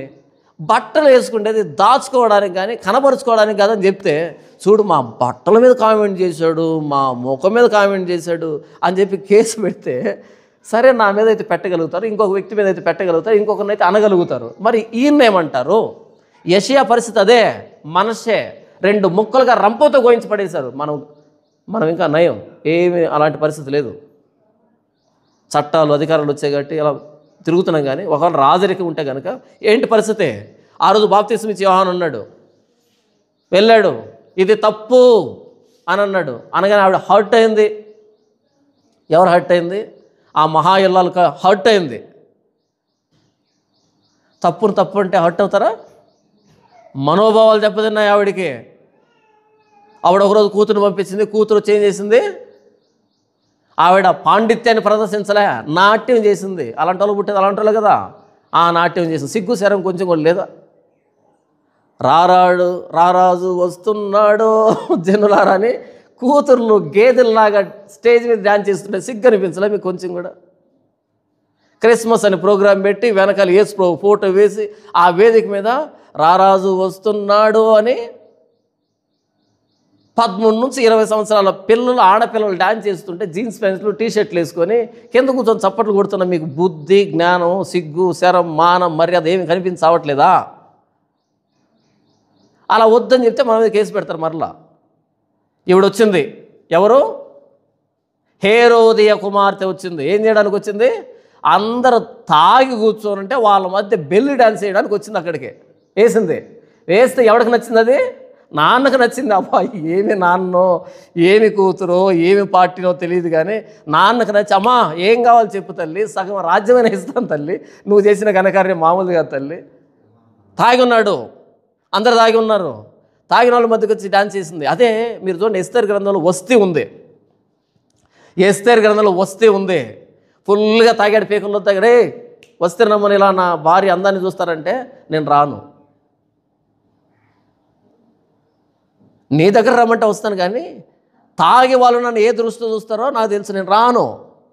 రాని పదవి నుంచి తీసేస్తా, తీసుకోపో అంతే. అది శబాష్ అనేటువంటి లక్షణం. అక్కడ జరుగుతున్న పార్టీ ఏంటి, వాళ్ళు చూస్తున్న చూపులు ఏంటి, అక్కడికి వచ్చి నేను నిలవబడితే నన్ను ఎలా చూస్తారు? వస్తీ రానితనాన్ని కూడా పక్కన పెట్టింది. నేను వస్తీ ఫ్యాన్ని, కానీ అందరికీ వస్తీ ఎందుకు రాలేదో తెలియదు. ఈ తాగుడు పోతాడికి బుద్ధి, జ్ఞానం లేదు, వీడు ఎక్కడికంటే ఇక్కడ రమ్మంటాడు, నేను రాను. రానితనాన్ని పక్కన పెట్టింతను. అది గౌరవం, మర్యాద. ఈరోజు మనోళ్ళు చిన్న చిన్న పడ్డలు ఉంటాయి చూస్తారా? పడ్డ అంటే తెలుసా మీకు? పడ్డ అంటే తెలుసా? చిన్న గేదెను పడ్డ అంటారు కదా, గేదెలు ఎగిరినట్టు ఎగురుతుంటారు ఆ క్రిస్మస్ పార్టీలు పెట్టుకొని, జీన్ ప్యాంట్లు, టీషర్ట్లు వేసుకొని. ఇది హేరోదియ కుమార్తె లక్షణం. హేరోదియ కుమార్తె నాట్యం ఆడింది, మిగతా దైవజనుల పిల్లలు నాట్యం ఆడలేదు. బైబిల్లో దావీదు పిల్లలు డాన్స్ చేయలే, వేసుంటాను ఖచ్చితంగా నరుకుండా ఆయన. ఈరోజు వేస్తున్నారు, ఆడపిల్లలు వేస్తున్నారు క్రిస్మస్కే. క్రిస్మస్ అంటే ఆయన పాపాల నుంచి మనల్ని రక్షిస్తాడు, క్షమిస్తాడని చెప్పేటువంటి వేదిక మీద వీళ్ళే జీన్ ప్యాంట్లు, టీషర్ట్లు వేసుకొని పెద్ద పెద్ద గేదెలు డ్యాన్స్ చేసినట్టు డ్యాన్స్ చేస్తుంటే వచ్చిన వాళ్ళు ఏం చూడాలి, ఏం ఆలోచించాలి? ఏం చూడాలి, ఏం చేయాలి? మళ్ళీ వాళ్ళు అలా చూసిన దానికి తప్పు. ఎలా చూస్తారా ఒక స్త్రీని అలా? మరి పెట్టింది చూడమని కదా. ఎలా చూస్తావు, ఎలా మాట్లాడతావు, ఎలా అంటావు, ఎందుకు ఇదంతా? ఏంటి కర్మ, ఈ దరిద్రం ఏంటి? ఎందుకు వచ్చారు మీరు అసలు కెమెరా ముందుకి? ఏం పని ఇది? మళ్ళీ ఆ క్రిస్మస్ రోజు వేసే డ్యాన్స్కి డిసెంబర్ 1వ తారీఖు నుంచి ప్రాక్టీస్. రోజు వీళ్ళు ఏం ప్రాక్టీస్ చేస్తారు? Dance practice, dress selection. అబ్బో మామూలు కథ కాదు. ఇక నాకు అనిపిస్తుంది వీళ్ళకి అనిపించట్లేదు ఇదంతా. సరే వాళ్ళు డ్యాన్స్ చేస్తుంటే అన్ని మొబైల్ ఫోన్ ఇలా అందరు రికార్డింగ్లే, ఇంకా దొరకదు, ఎక్కడ ఉండదు, అందరు రికార్డింగ్లు పెట్టుకోవడం. ఏం చేస్తున్నాం మనము? హేరోదియ కుమార్తె వచ్చి నాట్యం ఆడిన తర్వాత శబాష్ అన్నాడు. శబాష్, ఏం కావాలి కోరుకోమ్మా, సగం రాజ్యం ఇస్తా. నాకు సగం రాజ్యం వద్దు, కానీ మా అమ్మ డ్యాన్స్ కొరియోగ్రాఫర్ ఎవరు? ఈ పాపకి కొరియోగ్రాఫర్ ఎవరు? అమ్మే. ఆవిడ పెద్ద నాట్యకారిని.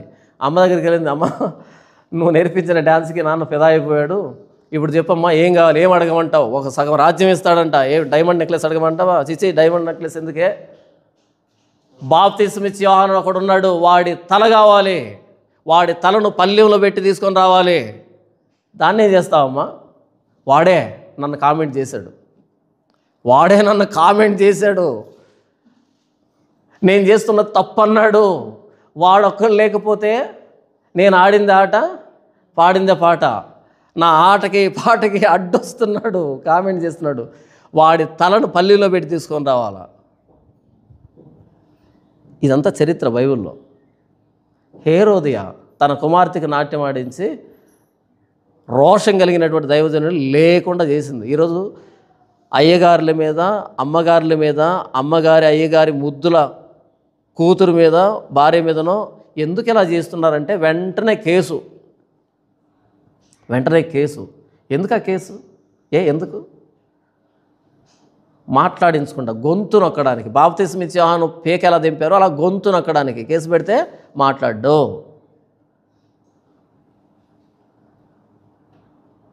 సియోను కుమార్తెలు గర్విష్ఠురాండ్రై మెడచాచి నడుచుచు, ఓరచూపులు చూస్తూ, కులుకుతో నడుచుచు తమ కాళ్ళ గజ్జెలు మ్రోగించుచున్నారు. కాబట్టి ప్రభువు సియోను కుమార్తెలను నడినెత్తి బోడి చేయును, యెహోవా వారి మానవును బయలుపరచును. ఒకప్పుడు కేసులు పెట్టేవాళ్ళు ఇప్పుడు కూడా కేసులు పెడుతున్నారు. అందరి మీద కేసులు పెడతారు. అంటే వీళ్ళు పాడే పాటలు కానీ, వీళ్ళు వేసే డ్యాన్సులు కానీ. ఒక ఆవిడ పాట పాడింది. ఆ పాట ఏంటంటే, యేసు ప్రభు నా ప్రియుడు, నా మొగుడు అని పాట పాడింది ఒక ఆవిడ. ఏంటి ఆ పాట పేరేంటి? యేసే నా ప్రియుడు, నేను యేసు ప్రభు లవర్స్ అని పాట పాడింది అనమాట. ఇది ఒక పాట. ఇంకో పాటలు ఏం పాడింది తెలుసా? యేసు ప్రభు నా తండ్రి, యేసు ప్రభు మా నాన్న అని పాట పాడింది. బయట వాళ్ళు అడిగారు, ఇంతకాయన నీకు మొగుడా లేకపోతే నాన్న? ఫస్ట్ క్లారిటీ ఇవ్వని. మీకు పాయింట్ అర్థమైందా? ఒక పాట ఏమని పాడింది? యేసు ప్రభు నేను ఇద్దరు లవర్సు, ఆయన నా ప్రియుడు, ఆయనంతా నాకు రాసిచ్చాడు అని పాడింది. అప్పుడు కొంతమంది అడిగారు, అసలు యేసు ప్రభు నీ లవర్ ఏంటి? నువ్వు చూడడానికి గేదెనట్టున్నావు, నిన్నెందుకు ప్రేమిస్తున్నావు? అసలు సిగ్గుతాను అలా పాట పాడడానికి అన్నారు. అనగానే ఏం చేసింది ఆవిడ? కేసు పెట్టింది. నా మనోభావాలు దెబ్బతిన్నాయని కేసు పెట్టింది. ఏం దెబ్బతిన్నాయంట? మరి మా మనోభావాలు కూడా దెబ్బతింటున్నాయి. ఆయన వచ్చి నిన్నెందుకు ప్రేమించాడు అసలు? మరి మాకు కూడా మనోభావాలు దెబ్బతింటాయి కదా. అసలు నిన్ను ప్రేమించడం ఏంటి? నేను అంటున్నది ఆయన పాపక్షమాపణ ఇచ్చాడని కాదు. లవర్ అంటే యేసు ప్రభు ఆవిడికే. మరి మాకు కూడా కోపం వస్తుంది. ఎంతసేపు నీతో మాట్లాడుతుంటే మరి మాతో మాట్లాడ్డా ఆయన? ఎంతసేపు ఆయన ఫోన్ చేసి ఎంగేజ్ వస్తూ ఉంది, నీతోనే మాట్లాడుతున్నాడు, మీరిద్దరు లవర్సు, ఆయన మాకు అందుబాటులో లేడు. మాకు కోపం వచ్చింది, అందుకే అడుగుతున్నాం. అడగమా? మా యేసు ప్రభుని నువ్వు లవర్గా చేసుకుంటే మేమేం చేయాలి? మా మనోభావాలు కూడా దెబ్బతిన్నాయి. ఎవరో అన్నారు, అదేంటి ఆయన లవర్ ఎందుకు, అసలు నువ్వు ఆయన్ను పాడడం ఏంటి అసలు అని అనగానే కేసు పెట్టింది. నా మనోభావాలు దెబ్బతిన్నాయని కొట్టించింది. బాగా కాలు చేతులు కొట్టేశారు. ఇంకెవరు మాట్లాడలే. నాయన మాట్లాడితే మనోభావాలు దెబ్బతిన్నాయి, కేసు పెడుతుంది, సూసైడ్ చేసుకుంటా అంటుంది, అది అని ఎవరు మాట్లాడటం మానేశారు. అయితే దేవుడు ఊరుకుంటాడా? తర్వాత ఇంకొక ప్రేరేపణ వచ్చింది. యేసు ప్రభు మా నాన్న, నా తండ్రి, నేను ఆయన కుమార్తె పాట రాసింది. ఇప్పుడు బయట వాళ్ళు వచ్చారు. మనం అంటే సరిగ్గా బూతులు మాట్లాడం, కానీ మనం బూతులు మాట్లాడలేము. కానీ బయట వాళ్ళు వచ్చారు. వాళ్ళు వచ్చి ఒక్క మాట చెప్పు, ఆయన్ని మొగుడా లేకపోతే మీ నాన్న అని అడిగారు. తలెక్కడ పెట్టుకోవాలి? ChatGPT అడిగినా చెప్పదు అది. సారీ నాకు తెలియదు అంటుంది, ఎక్కడ పెట్టుకుంటో పెట్టుకోవాలి. ఇంతకాయన నీకు మొగుడా లేకపోతే నాన్న? ఈ పాటలో ఏమో మొగుడు అంటివి, ఈ పాటలో ఏమో నాన్న అంటివి. ఇంతకాయన నాన్న లేకపోతే మొగుడా? పోయినలా పరువు. ఇప్పుడు వీళ్ళంతా ట్రోలింగ్ మెటీరియల్స్ అయ్యారు. ట్రోలింగ్ మెటీరియల్స్ అయ్యారు. అలా ట్రోలింగ్ ఓపెన్ చేస్తే వీళ్ళ మీద వస్తాయి, అన్నీ వీళ్ళ మీద వస్తాయి, అన్ని ట్రోలింగ్లు. ఇప్పుడు నేను వాక్యం చెప్తున్నానా లేకపోతే ఎవరినైనా విమర్శిస్తున్నానా? అవమానిస్తాడా ఆయన? మీ మానాన్ని కనబరుస్తా అంటే ఏంటో ఆ రోజు వాళ్ళకి చెప్పాను. యుద్ధం వచ్చింది, నాశనం అయ్యారని. 2025లో యుద్ధం ఏమి రాలే, ట్రోలింగ్ మెటీరియల్ అయ్యారు వీళ్ళంతా. ఏమయ్యారు? ఇప్పుడు ట్రోలింగ్ మెటీరియల్ అయ్యారు. చెప్పాలి కదా, మానాన్ని కనబరచడం అంటే అప్పట్లో ఏంటి, ఇప్పుడేంటి అన్వయించడం అప్లికేషన్ ఇదే. మరలా అంటారేమో, అదేంటి నువ్వు వాక్యం ఏం చెప్పలేదు, యూట్యూబ్ గురించి చెప్తున్నావు అంటే, యూట్యూబ్ నీకు అర్థమవుతుంది కాబట్టి చెప్తున్నా. మానాన్ని కనబరిచాడు ఆయన.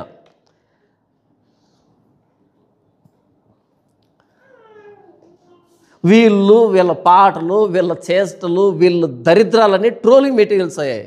చూస్తూ ఉంటే నాకు అనిపిస్తుంది, ఎలా బతుకుతున్నారు వీళ్ళు, అసలు ఎలా తట్టుకుంటున్నారని. అవమానిస్తున్నారు బయట వాళ్ళు. ఇప్పుడు వాళ్ళ మీద కేసు పెట్టగలరా? పెట్టలేరు. వాళ్ళ మీద కేసు పెట్టలేరు. ఎంత అవమానకరమైన పరిస్థితులు అంటే వీళ్ళు చేస్తున్నది. అవమానకరమైన పనులు.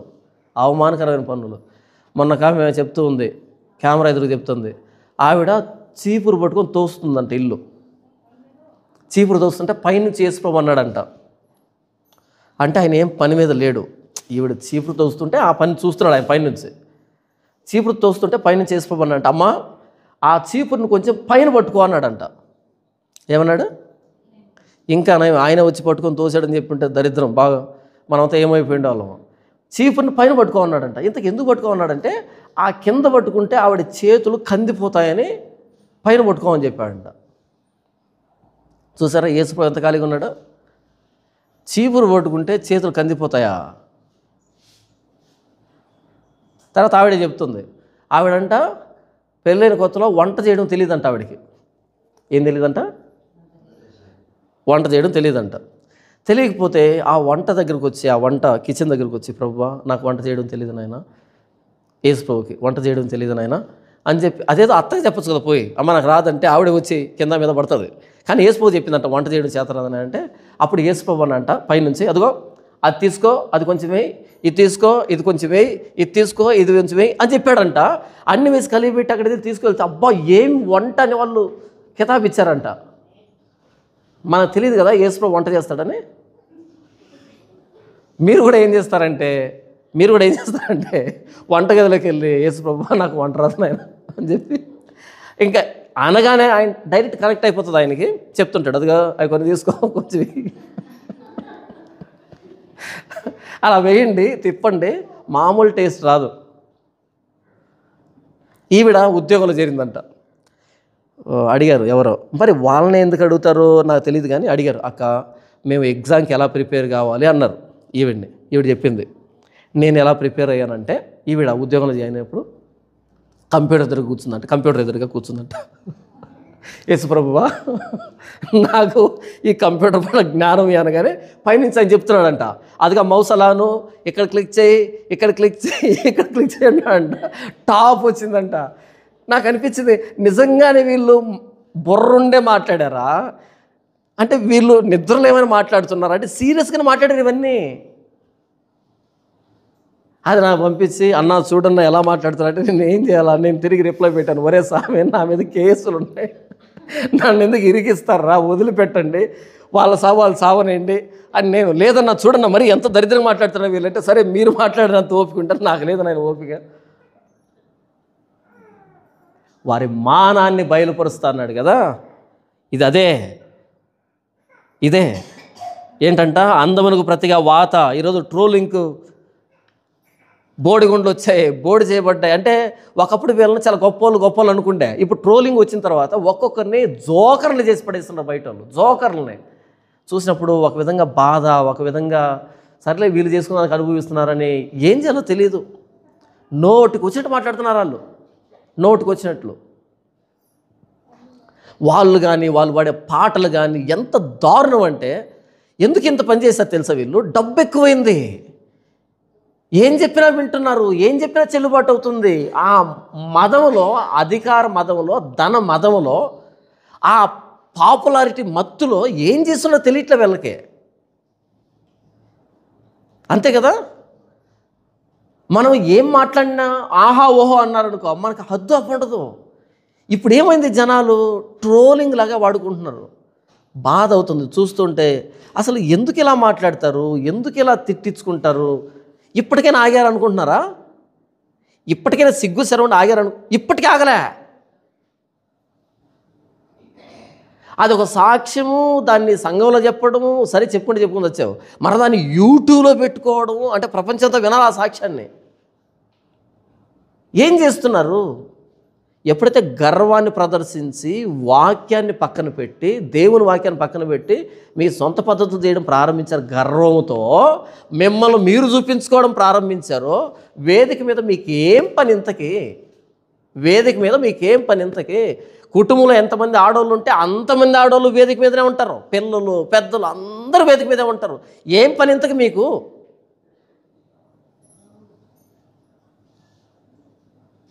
కేవలం వాక్యాన్ని వక్రీకరించడం, ఇది అవమానించడం. ఇది స్త్రీ పరిపాలన. ఆ పైన మనం చదువుకున్నాం కదా, 12 వచనం చూడండి. నా ప్రజల విషయమై నేనేమందును, బాలురు వారిని బాధ పెట్టుచున్నారు, స్త్రీలు వారిని ఏలుచున్నారు. స్త్రీలు వారిని ఏలుచున్నారు. నా ప్రజలారా, మీ నాయకులు త్రోవను తప్పించువారు. ఎందుకు స్త్రీలు పరిపాలిస్తున్న సంఘాన్ని? స్త్రీ సంఘాన్ని ఎందుకు పరిపాలిస్తుంది? దేవుని వాక్యం చెప్పింది ఎందుకు పరిపాలిస్తున్నావు? దేవుని వాక్యాన్ని పక్కన పెట్టావు. అందరూ వచ్చారు, మేకప్లు వేసుకొని వచ్చారు. మీ ఖాతాలు, మీ హొయ్యలు లయలు అన్నీ ప్రదర్శించారు. ఈరోజు అవమానానికి లోనవుతున్నారు. సీయోను కుమార్తెలు గర్విష్ఠులై. డబ్బు ఎక్కువైతే అంత గర్వమా? హీరోవా, హీరోయిన్వా, సెలబ్రిటీవా? ఆ సంఘం కాదా? మీ షోనా ఇది? మీ కుటుంబం అంతా కనిపించే షోనా? సంఘం కాదా ఇది? దేవుడు కదా పరిపాలించాల్సింది. మళ్ళీ ఆ వేదిక మీద ఇంకెవరు ఎక్కరో వాళ్ళు, వాళ్ళ భార్యలు, చెల్లెళ్ళు, అక్కలు, పిల్లలు వాళ్ళే వేదిక మీద ఉంటారు. ఈరోజు దేవుడి అవమానానికి లోనయ్యారు. ట్రోలింగ్ మెటీరియల్స్ అయ్యారు. Trolling materials. ఎవరైనా బాధ్యత వహించి ఇలా చేయడం తప్పు అంటే వాళ్ళ మీద కేసులు, వాళ్ళ మీద దాడులు. ఇప్పుడు ఎవరి మీద దాడి చేస్తావు? ట్రోలింగ్ మెటీరియల్స్గా తయారవుతారు. రోజుకొక మీమ్స్ వస్తున్నాయి, రోజుకొక ట్రోలింగ్ వీడియో వస్తుంది. బయట చూస్తూ ఉంటే ప్రతి ఒక్కరు ఎగతాళి చేయడమే వీళ్ళనే. తలెత్తుకోగలరా? ₹1,00,00,000 సంపాదించారు, కానీ బయట తలెత్తుకొని తిరగలరా? తిరగలేరు. కారణం ఏంటి? అంత వెటకారం చేస్తున్నారు బయట వ్యక్తులు, అసహ్యంగా మాట్లాడుతున్నారు. ఎందుకు అంటే వాక్యాన్ని అవమానించారు కాబట్టి, దేవుని సంఘక్రమాన్ని వక్రీకరించారు కాబట్టి, మీ స్వార్థం కోసం, మీ సెలబ్రిటీ స్టేటస్ కోసం ఈరోజు ఏమైంది? అవమానాన్ని మూటగట్టుకున్నారు. ఇది దేవుడు తీర్పు, దేవుని శిక్ష ఇది. చూడండి, పేతురు రాసిన మొదటి పత్రిక, అపోస్తలుడైన పేతురు రాసిన మొదటి పత్రిక 3వ అధ్యాయం చూడండి. స్త్రీ ఎలా ఉండాలి? ఇక్కడ మనం సీయోను కుమార్తెలు ఎలా ఉన్నారు, వాళ్ళు ఎలాంటి పర్యవసానాలు ఎదుర్కొన్నారని చూసాం మనం. ఇప్పుడు పేతురు రాసిన మొదటి పత్రిక 3వ అధ్యాయం 3వ వచనం నుంచి మొదటి నుంచి చూద్దామా? 3వ అధ్యాయం మొదటి నుంచి. అటువలే స్త్రీలారా, మీరు మీ స్వపురుషులకు లోబడి ఉండుడి. మీరు లోబడండి మీ స్వపురుషులకి, మీ భర్తల ఆధీనంలో ఉండండి, లోబడండి. అందువలన వారిలో ఎవరైనాను వాక్యమునకు అవిధేయులైతే వారు భయముతో కూడిన మీ పవిత్ర ప్రవర్తనను చూచి వాక్యము లేకుండానే తమ భార్యల నడవడి వలన రాబట్టవచ్చును. ఎలా ఉండాలంట ప్రవర్తన? భయముతో కూడిన మీ పవిత్ర ప్రవర్తన. కనబడుతుందా భయం? ఈరోజు సెలబ్రిటీ పాశ్రమంలో భయం కనపడుతుందా? భయముతో కూడిన మీ పవిత్ర ప్రవర్తన. ఈరోజు పవిత్ర ప్రవర్తన ఏంటి? ముందు రోజు బ్యూటీ పార్లర్కి వెళ్ళడం, హెయిర్ కర్లింగ్లు, స్ట్రైట్నింగ్లు, ముఖానికి రంగులు, లిప్స్టిక్లు, ఏంటేంటో చేయించుకోవడం. వేదికెక్కి వాక్యం ప్రకటించడానికి, బైబిల్ ప్రకటించడానికి ఇంత ఎందుకు చేస్తున్నావు? పెళ్ళి ఏమైనా చేసుకుంటున్నావా? పెళ్ళి చేసుకుంటున్నావు అంటే ఓకే అనుకోవచ్చు కాసేపు, కానీ వాక్యం చెప్పడానికి ఇంత హంగామా ఎందుకు? భయముతో కూడిన మీ పవిత్ర ప్రవర్తన. బ్యూటీ పార్లర్కి వెళ్ళే వాళ్ళలో పవిత్ర ప్రవర్తన ఈ పాశ్రమ్మలో. 3వ వచనం చూడండి. జడలు అల్లుకొనుటయు, జడలు కూడా వేసుకోవడం మానేశారు. ఇలా విరబోసుకొని వస్తున్నారు. జడలు అల్లుకొనుటంటే అల్లుకోవడం కూడా మానేశారు.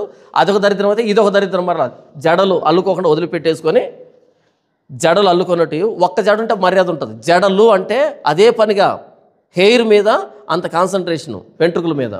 ఇప్పుడేంటి విరబోసుకొని వస్తున్నారు వేదిక మీదకి.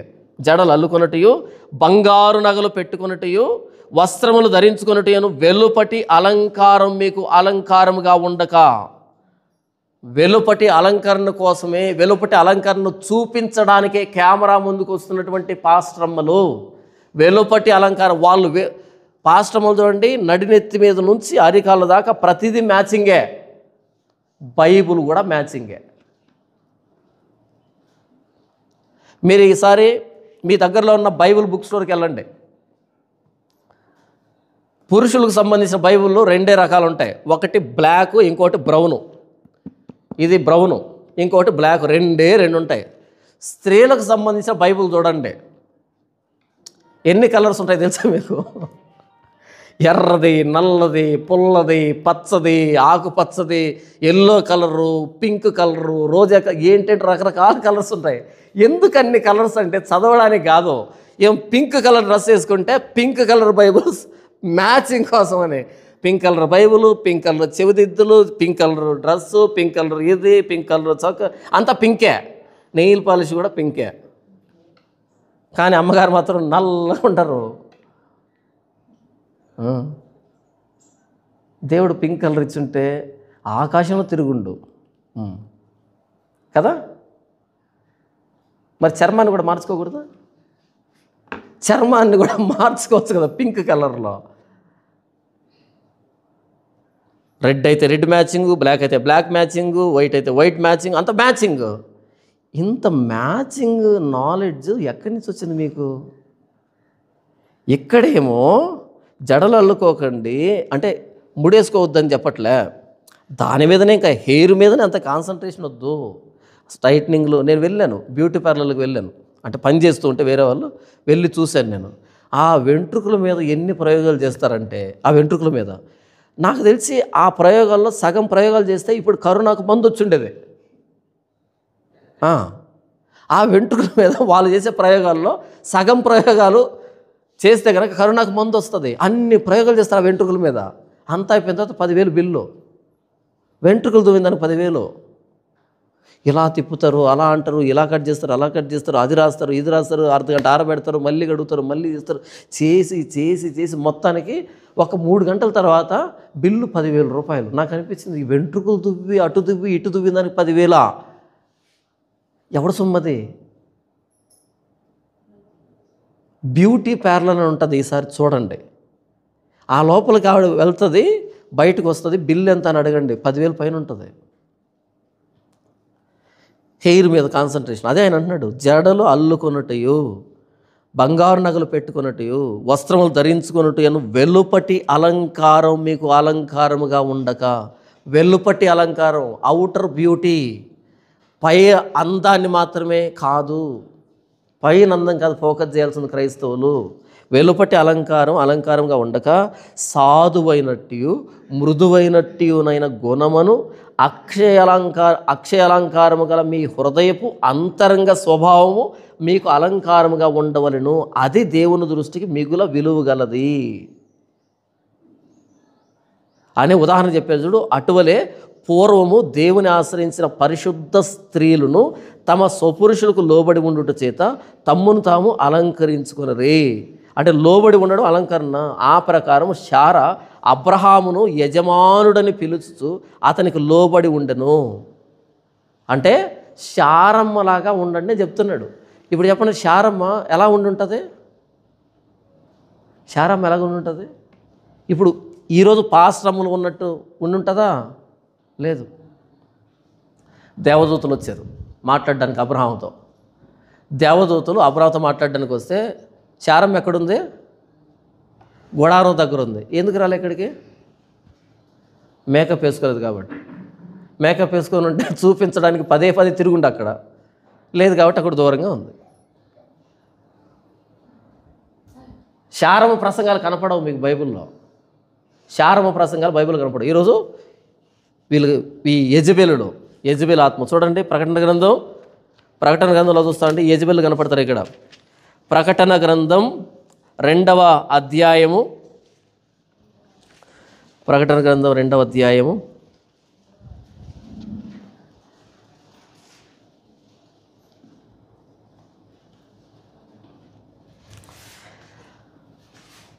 20వ వచనం. ఇది తుయతైరలో ఉన్నటువంటి సంఘం, చర్చ్ ఇది, తుయతైర చర్చ్ ఇది.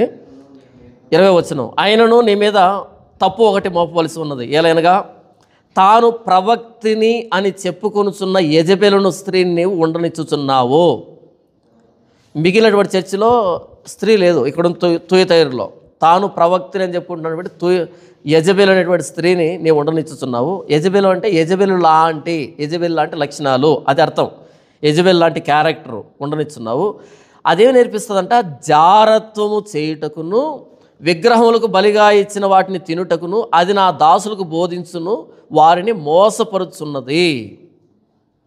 ఏమి నేర్పిస్తుందంటే యెజబెలు? జారత్వాన్ని. మోహపు చూపుతో ఒక స్త్రీని చూస్తే అప్పుడే తన హృదయంలో వ్యభిచారం చేసిన వాడగును అని యేసు చెబితే, వేదిక మీదనే నువ్వు అలంకరించుకొని అంత ఏమంటారు ఒలికిస్తూ ఉంటే అక్కడ వేదిక మీద కింద కూర్చున్నటువంటి పురుషులు మానసిక వ్యభిచారం చేయరా? నేను చెప్పింది ఏమన్నా తప్ప? ఇప్పుడు ఒక స్త్రీ అంత అలంకరించుకొని వేదిక మీద ఉంటే 60లో 70లో ఉంటే అది వేరే విషయం.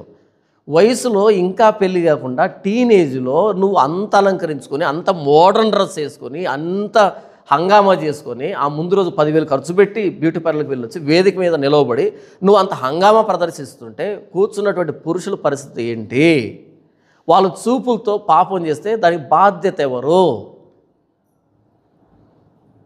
చూడరా? ఒకడొక స్త్రీని మోహపు చూపుతో చూచు ప్రతివాడు అప్పుడే తన హృదయం ముందు ఆమెతో వ్యభిచారం చేసిన వాడగును. జారత్వం జరగట్లేదా? నువ్వు ఇక్కడ కూర్చోను అనుకో, చూసేవాడు అనుకో, వాడు అది వేరే విషయం, దాన్ని మనం ఆపలేము. నువ్వు ఇక్కడెందుకు నిలవబడ్డావు? స్పాట్ లైట్లో ఇక్కడెందుకు నిలబడ్డావు? వేదిక మీద బైబిల్ చెప్పలేదు కదా, అపోస్తులు అలా చేయలేదు కదా, భక్తులు అలా చేయలేదు కదా, నువ్వెందుకు అలా చేసావు? అలా చేసింది యెజబెలు. భర్తతో పాటు పరిపాలించింది యెజబెలు. రాజకుమారులందరినీ చంపి పరిపాలించింది అతల్య, యెజబెలు కూతురు. మీరెందుకు పరిపాలిస్తున్నారు? పురుషుడితో పాటు, పురుషుడు లేకుండా మీరెందుకు పరిపాలిస్తున్నారు? ఎందుకంటే అతల్య కాబట్టి, ఎందుకంటే యెజబెల్ కాబట్టి. ఓ తుయతైర సంగమా, యెజబెల్ అనే ప్రవక్త అనే స్త్రీని ఉండనిచ్చుతున్నావు. అది నా దాసులకి జారత్వం చేయడం నేర్పిస్తుంది, తర్వాత విగ్రహారాధన చేయడం నేర్పిస్తుంది. విగ్రహారాధన అంటే ఎందుకు ఈ వయసులో ఉన్న పిల్లలంతా చర్చికి వస్తున్నారంటే ఈ విగ్రహాన్ని చూడడానికి. ఎందుకు వయసులో ఉన్న మగపిల్లలంతా ఈ చర్చికి వస్తున్నారంటే ఈ విగ్రహాన్ని చూడడానికి కాదా? ఇది పాస్టర్ జాన్ పాల్ మాత్రమే చెప్పగలడు, ఇంకెవరు చెప్పలేరు. ఇది పాస్టర్ జాన్ పాల్ మాత్రమే చెప్పగలడు, ఇంకెవరు చెప్పలేరు. ఈ విగ్రహాన్ని చూడడానికే వీళ్ళంతా వస్తున్నారు. విగ్రహారాధన కాదా? చర్చికి వెళ్ళి ఆరాధించాల్సింది యేసు ప్రభునైతే, అయా నేను పాపినని చర్చికి వీళ్ళని చూడడానికి, ఏ చర్చిలో అయితే అందమైన పాస్టమ్మ వేదిక మీద ఉంటుందో ఆ చర్చి డెవలప్ అయిపోతుంది. ఏ చర్చిలో అయితే అందమైన కూతురు వేదిక మీద తిరుగుతూ ఉందో ఆ చర్చి డెవలప్ అవుతుంది. కారణం ఏంటి? ఎక్కడుంది ఈ సీక్రెట్? చర్చ్ అంటే పాపాలు ఒప్పుకునే స్థలం మారిపోయి చర్చ్ అంటే పాపం జరిగేటువంటి స్థలంగా ఎందుకు మారిపోయింది ఈరోజు? యెజబెలు లాంటి స్త్రీలు వచ్చారు వేదిక మీదకి, అతల్య లాంటి కూతుర్లు వచ్చారు వేదిక మీదకి, హేరోదయ కుమార్తె లాంటి వాళ్ళు వచ్చి వేదిక మీద నాట్యం చేస్తున్నారు. అందుకని బాప్తిస్మం ఇచ్చే యోహాను లాంటి తలలు రాలిపోతున్నాయి. నిజంగా పరిచర్య చేసేవాళ్ళు కనుమరుగైపోతున్నారు. బాధ అనిపిస్తుంది. ఒక స్త్రీ మేకప్ వేసుకొని 2 మాటలు మాట్లాడితే కొన్ని లక్షల మంది ఆహా ఓహో అని చప్పట్లు కొడుతున్నారు. గంటలు ప్రసంగాలు ప్రయాసపడి పరిశోధన చేసి గంటలు వాక్యాన్ని వివరించి యేసుప్రభువుని గణపరిస్తే పట్టుమని 10 మంది చూడట్లేదు. ఆ 10 మంది కూడా 9 మంది సలహాలు ఇచ్చేవాళ్ళు. బాప్తిస్మం ఇచ్చి యోహాన్ని అర్ధాంతరంగా తీసివేసినట్టుగా, వద్దు నువ్వు నాకు పాస్టర్గా వద్దు, బోధకుడిగా వద్దు, మరి ఎవరు కావాలి మీకు? ఇదిగో ఈ యెజబెల్ కావాలి, ఇదిగో ఈ హేరోదయ కుమార్తె కావాలి, ఇదిగో ఈ అతల్య కావాలి. వీళ్ళైతే ముఖానికి రంగు పూసుకొని శిరోభూషణలు ధరించి రంగురంగుల వస్త్రాలు కట్టుకొని మమ్మల్ని విగ్రహారాధనలోనికి జారత్వంలోకి నడిపిస్తారు. ఏం చేద్దాం అనుకుంటున్నారు? తుయతైర సంఘాలు వచ్చాయి క్రైస్తవ్యంలోనికి. శారం ఎలాగుండేది? రెబ్కా ఎలాగుండేది? రెబ్కా అల్లంత దూరంలో ఇస్సాకును చూసింది. వెంటనే ఏమైంది? ముఖం ముసుకేసుకుంది. వెంటనే తనను తీసుకొని వస్తున్న వ్యక్తిని అడిగింది. అక్కడ ఒక వ్యక్తి ఉన్నాడు, మనల్ని చూస్తున్నాడు. ఎవడా వ్యక్తి? ఆ వ్యక్తినే నువ్వు పెళ్లి చేసుకోవాల్సింది. ఎందుకు ముసుకేసుకుంది? అక్కడెక్కడ నిలబడి ఉన్నాడు ఒక పురుషుడు, ఇక్కడ ఎందుకు ముసుకేసుకుంది? ఈరోజు ఎందుకు పురుషులు ఎదుటి నిలవబడి నువ్వెందుకు ఆకర్షిస్తున్నావు? ఇదేనా రెబ్కమ్మ ప్రవర్తన? ఇదేనా శారమ్మ ప్రవర్తన? దేవదూతలు వచ్చి మాట్లాడుతుంటే శారమ్మ అక్కడ దూరంగా ఉండి వింటుంది తప్ప చూడట్లే. ఈరోజు ఏమైపోయారు స్త్రీలు? వేదికెక్కి ప్రసంగాలు, అబ్బో చిన్న చిన్న కథలు కదా వీళ్ళు చేస్తున్నదే. ఇదంతా వాక్యమే నేను చెప్పింది, ఇదంతా వాక్యమే. నిజంగా ప్రభువైన యేసుక్రీస్తు వారి ప్రాణత్యాగాన్ని గౌరవిస్తే దేవుడు తన స్వరక్తం ఇచ్చి సంపాదించిన తన సంఘాన్ని కాయడానికి పరిశుద్ధాత్మ మిమ్మల్ని అధ్యక్షులుగా చేశాడు అని అంటాడు. అధ్యక్షురాలు కాదు. ఒకసారి చదివి వినిపించనా? అపోస్తుల కార్యములు 20వ అధ్యాయము 28వ వచనం చూడండి. 20వ అధ్యాయం 20వ వచనం 28. దేవుడు తన స్వరక్తమిచ్చి సంపాదించిన తన సంఘమును కాయుటకు పరిశుద్ధాత్మ మిమ్మును దేనియందు అధ్యక్షులుగా ఉంచెనో. అధ్యక్షులు అంటే ఎవరో? పురుషులు. అధ్యక్షులుగా ఉంచెనో ఆ యావత్తు మందను గూర్చి మీ మట్టుకు మిమ్మును గూర్చి జాగ్రత్తగా ఉండండి. తర్వాత నేను వెళ్ళిపోయిన తర్వాత క్రూరమైన తోడేళ్ళు మీలో ప్రవేశించనని నాకు తెలియను. వారు మందను కనికరింపరు. తోడేళ్ళను అదిలించే సామర్థ్యం పురుషుడికి ఉంటుంది, స్త్రీకి ఉండదు. అవునా? ఒక వ్యక్తి తప్పుడు సిద్ధాంతాన్ని బోధిస్తుంటే నేను ఇక్కడ మాట్లాడగలను, ఏంటో నువ్వు తప్పు బోధిస్తున్నావు అని. కానీ ఒక స్త్రీ అందనుకో, అటువైపు నుంచి అడేవాడు తెలుసా, ఏంటి నీది అంటాడు. ఏడ్చడం సరిపోతుంది తర్వాత స్త్రీ అయితే. ఒక స్త్రీ అందనుకో, అవతల నుంచి ఏమంటాడు వాడు, ఏంటి నీది అంటాడు. అప్పుడు ఏడ్చడానికి సరిపోతుంది నీ బతుకు. తోడేళ్ళని, క్రూర మృగాలని అదిలించే బాధ్యత, ఆ బలము, ఆ సామర్థ్యము అది పురుషుడిది. అధ్యక్షుడు అంటే పురుషుడు, స్త్రీ కాదు. నిజంగా ప్రభు అయిన యేసుక్రీస్తు ప్రాణత్యాగం మీద మీకు గౌరవం ఉంటే, యేసు ప్రభు శిలువలో ప్రాణం పెట్టాడు, ఆయన చిందించిన రక్తం మీద మీకు గౌరవం ఉంటే స్త్రీని వేదికెక్కించొద్దు. స్త్రీని వేదికెక్కించి ఆయన ఎవరి కోసమైతే ప్రాణం పెట్టాడో వాళ్ళు మోహపు చూపులు చూస్తూ జారత్వం చేసేదానికి నీవు ఒక విగ్రహాన్ని నిలవబెట్టద్దు. నీ కూతుర్నో, భార్యనో, పిల్లలను నిలవబెట్టద్దు అక్కడ. అర్థమవుతుంది నేను చెప్పేది? నిజంగా యేసు ప్రభు ప్రాణత్యాగం మీద మీకు గౌరవం ఉంటే, ఆయన చిందించిన రక్తం మీద మీకు గౌరవం ఉంటే, ఆయన ప్రాణత్యాగం చేసి సంపాదించిన ఈ సంఘం మోహపు చూపులు చూసి జారత్వం చేయడానికి నీ కూతుర్నో, భార్యనో, చెల్లెలనో, అక్కనో వాళ్ళని విగ్రహంగా వేదిక మీద నిలవబెట్టద్దు. నిలవబెట్టావా యుద్ధం వస్తుంది, అవమానానికి లోనవుతావు, గర్వానికి అనుభవిస్తావు, దేవుడు వదిలిపెట్టడు. ఇదంతా యెషయా సియోను కుమార్తెలను ప్రేమించి చేసిన ప్రవచనం. ఇలాంటి స్థితి మీకు వద్దమ్మా అని, మార్చుకోండి అని. అది వినలే. యెషయాను 2 ముక్కలుగా నరికారు. తత్ఫలితంగా ఇర్మియా తర్వాత విలాప వాక్యాలు ఇర్మియా చెప్పాడు, ఇలాంటి పరిస్థితి తలెత్తింది అని.